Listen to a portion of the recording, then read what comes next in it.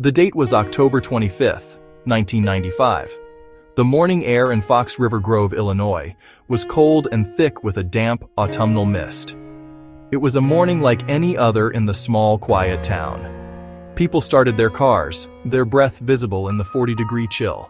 Leaves, painted in shades of rust and gold, drifted silently from the trees, blanketing lawns and sidewalks. It was a scene of ordinary life, completely unaware of the profound change that was just moments away. Along the steel rails that cut through the center of town, the world was still quiet, waiting for the first commuter train of the day to pass through on its familiar, unwavering path. Children gathered at bus stops, their conversations, laughter, muffled by the heavy air. They were on their way to school. The familiar sight of a large, yellow school bus making its rounds was a comforting part of the daily routine. Inside the homes that lined the streets, coffee was being poured. News reports were being watched. Nothing suggested that this particular Wednesday would be any different. The community was wrapped in a sense of security, a belief in the simple, dependable patterns of suburban life. The route was short, a familiar journey for the teenagers on board, but a new one for substitute driver Patricia Kattenkamp. The path led them toward a complex intersection where Algonquin Road and the Northwest Highway converged. It was a busy junction, governed by a traffic light.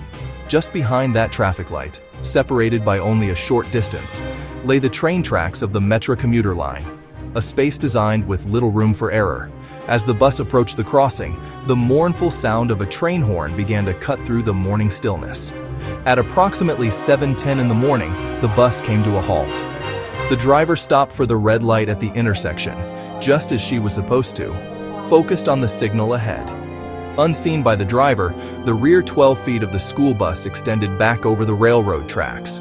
The space between the stop line and the rails was dangerously short. The sequence that followed unfolded with a terrible, mechanical precision. At 7:36 and 40 seconds, the railroad signals activated, bells clanging, red lights flashing, gates descending. One gate came down, striking the roof near the rear left side with a hollow thud. Inside, some students shouted, "There's a train coming! Go, go!" A motorist behind the bus yelled, "Go, go! Patricia Kattenkamp!" She was a substitute driver and safety supervisor was confused at the yelling and didn't understand. The Metra commuter train, number 624, approached at around 60 miles per hour. The engineer saw the obstruction, sounded the horn in long, desperate blasts, and threw the train into emergency. But at that speed, stopping was a physical impossibility. Within seconds, impact. The rear of the bus was torn apart, debris thrown hundreds of feet. A routine commute became devastation. The first 911 calls began flooding the emergency dispatch center at 7:37 a.m. Within 2 minutes, the first police and fire units were racing to the scene. By 7:41, paramedics began triage as residents rushed in to help. People huddled together in the cold morning air, wrapping shivering survivors in blankets and coats.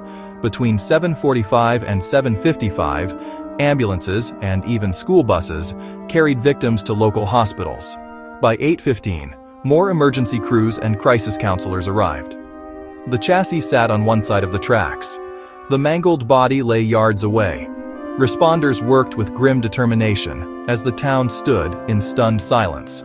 7 students did not survive: Jeffrey J. Clark, Stephanie F. Fulham, Susanna Guzman, Michael B. Hoffman, Joseph A. Kalinowski, Tiffany Schneider, Sean P. Robinson. Section 4. A System on Trial. Unraveling the Cause. In the days that followed, the National Transportation Safety Board launched a comprehensive investigation. They analyzed the bus, the train's data recorder, the traffic light controllers, the railroad signal systems. They interviewed the bus driver, the train crew, survivors, and witnesses, not to assign blame, but to understand the chain of events. The NTSB found not a single point of failure, but a fatal flaw in the system's design. The core problem was the interconnect, the link between traffic lights and railroad signals. The timing allowed only a few seconds to clear vehicles when a train approached. For a long vehicle like a school bus stopped at the red light, those seconds were not enough. Some blamed the driver for stopping too close to the tracks. Others pointed to the crossing's design and timing. As the NTSB stated, this tragedy was preventable with better signal coordination. In the wake of the report, federal and state regulations mandated improved coordination between railroad crossings and nearby traffic lights. Schools updated bus driver training, teaching clearance assessment, vehicle length awareness, and that a green light is meaningless if the rails ahead are not clear.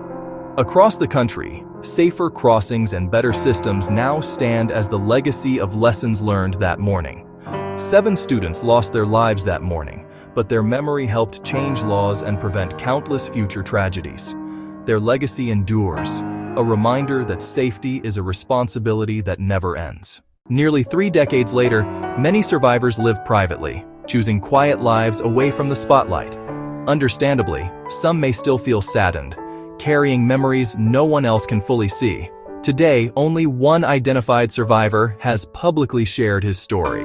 Former Fox River Grove Fire Captain Jason Kedrock, once a student on that bus, now drives an ambulance marked with a 7 and an angel wing, honoring the 7 classmates who died. Source: Daily Herald, 2015.